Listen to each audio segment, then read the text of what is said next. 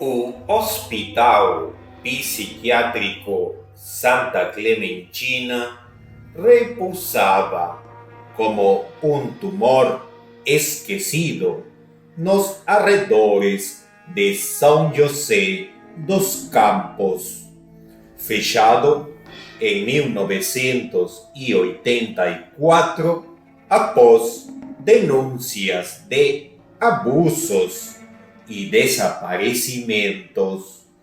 Suas ruínas permaneciam intocadas por décadas, exceto pelos urubus que rodeavam o telhado e pelas janelas que gemiam ao vento. Nenhuma autoridade ousava remover a estrutura.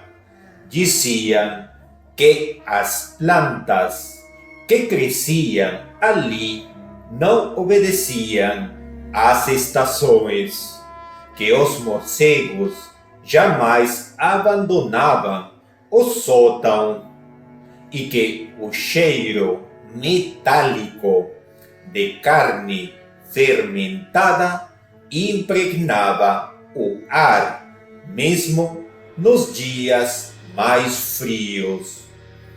O local era conhecido entre os antigos como a casa onde o silêncio grita. Em 2023, um grupo de 5 estudantes de psicologia da Univap decidiu produzir um documentário de fim de curso sobre os limites da mente humana. E Santa Clementina parecia o cenário ideal. Guiados por relatos de antigos funcionários, cruzaram o terreno descampado numa noite de neblina, equipados com lanternas, câmeras e uma coragem juvenil que não conhecia os limites do desconhecido.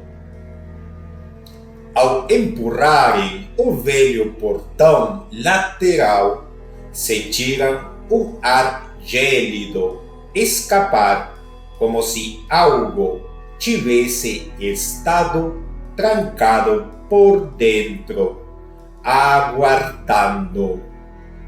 O ranger do ferro velho ecoou entre os eucaliptos como um lamento. Nenhum deles percebeu o detalhe mais sutil. Ao entrarem, o portão fechou-se sozinho e o cadeado, que estava quebrado, havia desaparecido. Dentro da ala leste, as paredes descascadas estavam cobertas por inscrições feitas com unhas, como se os antigos internos tivessem tentado registrar algo desesperadamente antes de enlouquecer. Em uma gaveta oculta por trás de uma maca enferrujada, Julia encontrou um caderno envolto em couro ressecado, marcado por manchas escuras e o símbolo de uma serpente mordendo a própria cauda. Ao abri-lo, um cheiro acre de carne e papel apodrecido invadiu a sala. Era o diário do Dr.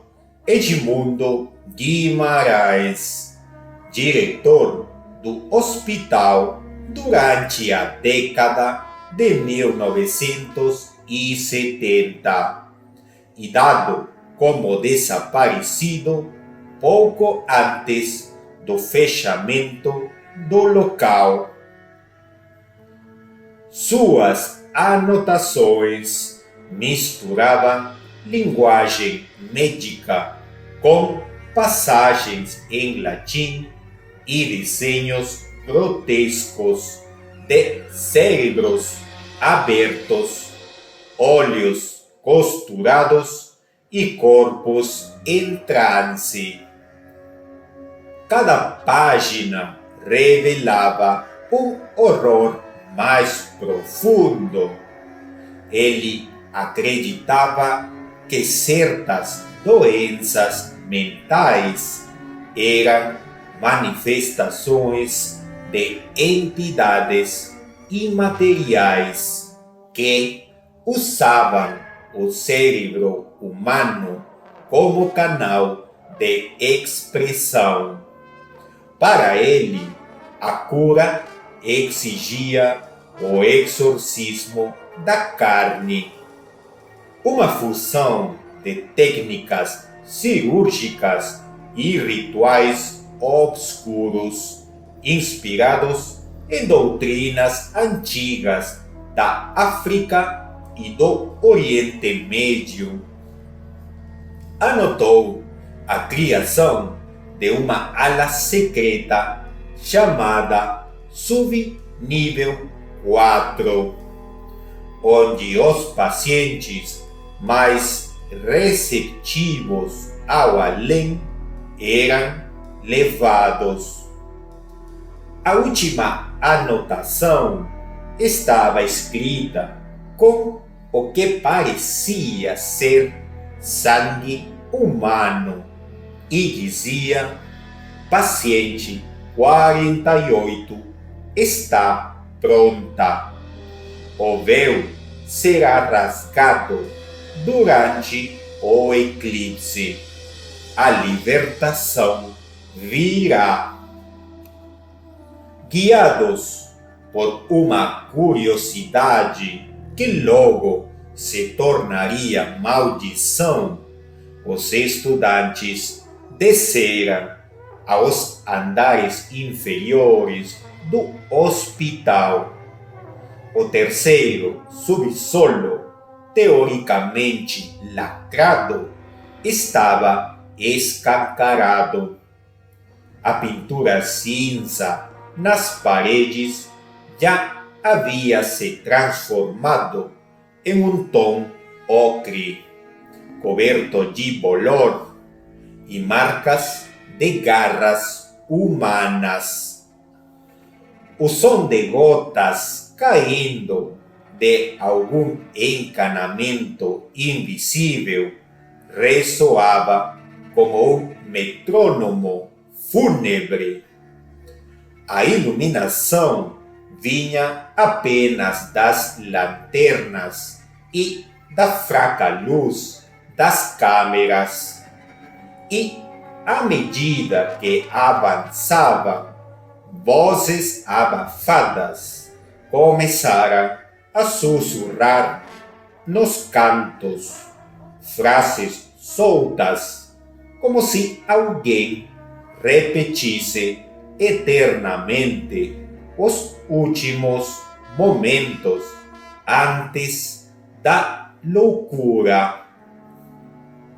Foi nesse ambiente opressivo que encontraram a ala do corredor dos contidos, identificado por uma placa torta, onde portas de aço tinham janelas gradeadas e pequenas aberturas para alimentação.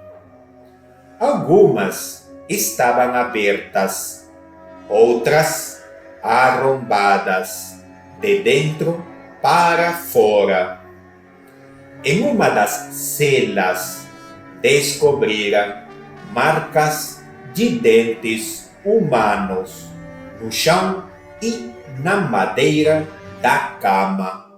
Dentes arrancados com as próprias mãos, ao que tudo indicava. Quando André, um dos estudantes, encostou o ouvido na parede da cela 12, ouviu o som de uma respiração ofegante, mas o quarto estava vazio, ou pelo menos deveria estar. Avançando por um corredor lateral, chegaram a uma porta diferente das demais. Estava selada com parafusos enormes e inscrições em giz branco cobrindo o batente. Runas, palavras em latim e desenhos circulares. Estava escrito: não ultrapassar. A carne selada não deve ser provocada.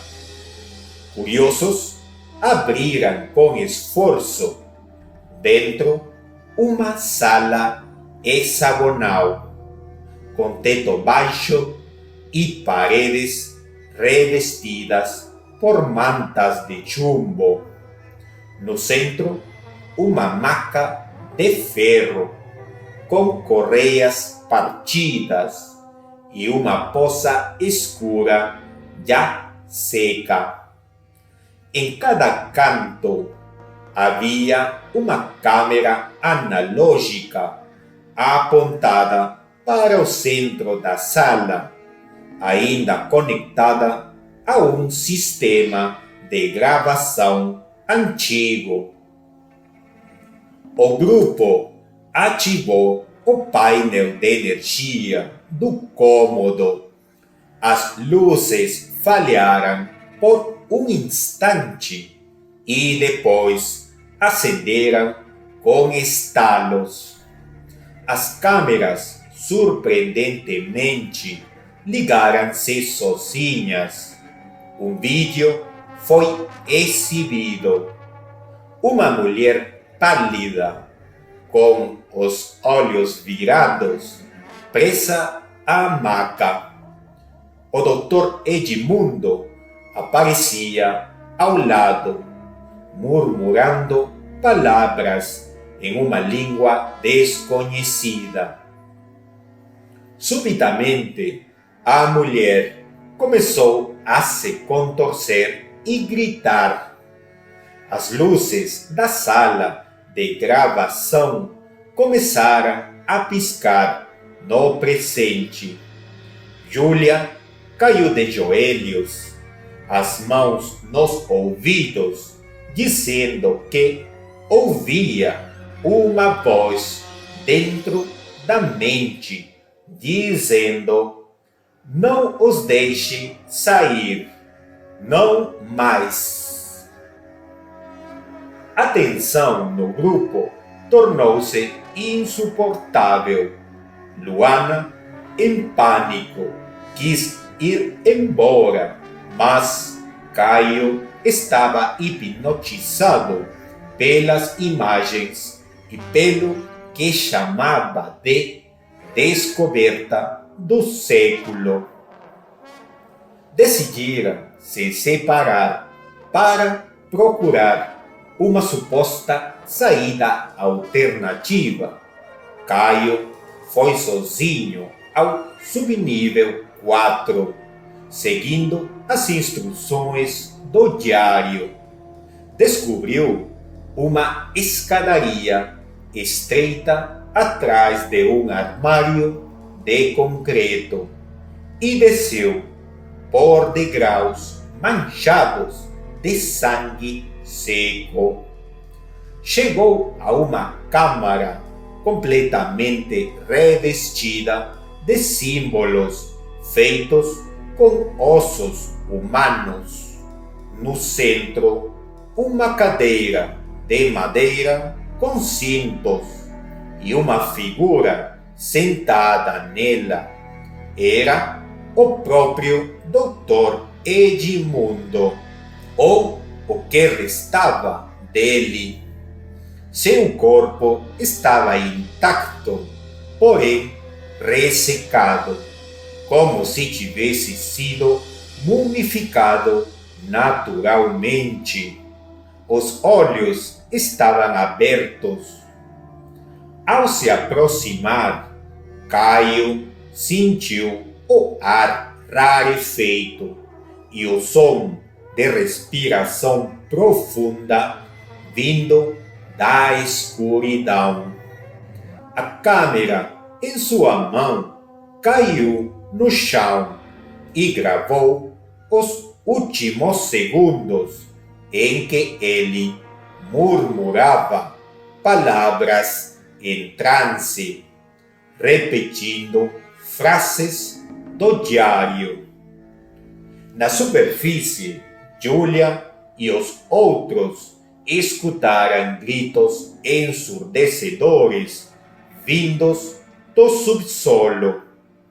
Ao tentarem fugir, encontraram todas as portas seladas por dentro, com correntes que não estavam ali quando chegaram. Nas paredes começaram a brotar manchas vermelhas, como se o edifício estivesse sangrando. Julia, em choque, olhou para a câmera que carregava e viu a si mesma presa à maca, no mesmo ritual da mulher do vídeo. Na manhã seguinte, a Polícia Civil encontrou o veículo dos estudantes abandonado no acostamento da Estrada Velha de Eugênio de Melo. Dentro, câmeras com arquivos corrompidos e gravações de vozes que pareciam sobrepostas, como se mais de 20 pessoas falassem ao mesmo tempo em um dialeto impossível de decifrar. Nenhum dos jovens foi encontrado. O hospital foi novamente lacrado, agora com concreto e placas de aço fundido. As autoridades alegaram risco estrutural e proibição de acesso permanente. Mas os moradores da região, especialmente os mais antigos, começaram a relatar uma presença constante de vultos nos campos. Um ano depois, em 2024, um vídeo circulou em fóruns da Deep Web. Mostra uma transmissão ao vivo feita da varanda de uma casa em São José dos Campos, onde uma mulher de branco caminha em direção à câmera. É Julia. Ela está com os olhos brancos, o corpo em decomposição parcial e segura o diário de couro do Dr. Edmundo. O vídeo termina com uma frase escrita em sangue na parede da varanda: "A loucura é um santuário. E agora todos vocês têm lugar.